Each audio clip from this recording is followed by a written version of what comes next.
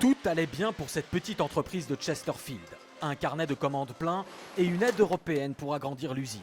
Mais le Brexit est venu tout remettre en question. Notre avenir est très incertain.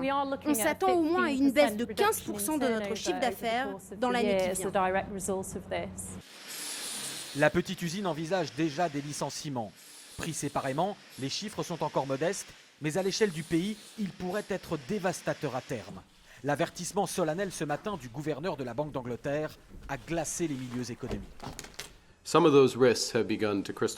Les risques annoncés sont déjà en train de se cristalliser. Le Royaume-Uni est entré dans une période d'instabilité et d'ajustement. Et la Banque d'Angleterre ne pourra pas totalement et immédiatement calmer les marchés. Les grands groupes n'ont pas encore fait d'annonces drastiques, mais semblent préparer le terrain. Comme WPP, le géant mondial numéro 1 de la publicité, avec 180 000 employés.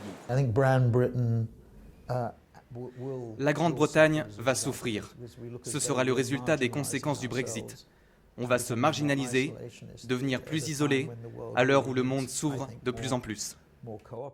L'industrie automobile, vitale pour le pays, formule déjà ses revendications, bien éloignées des promesses politiques des vainqueurs du Brexit.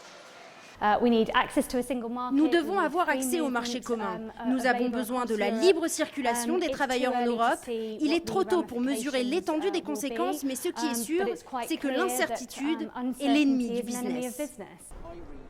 Mais c'est du secteur financier et bancaire que sont venues les menaces les plus nettes. Le fonds d'investissement Aviva et son homologue Standard Life ont déjà gelé les comptes de leurs bénéficiaires face à l'afflux de demandes de retrait d'argent. Cette grande banque asiatique, elle, n'accorde plus de prêts immobiliers pour acheter à Londres.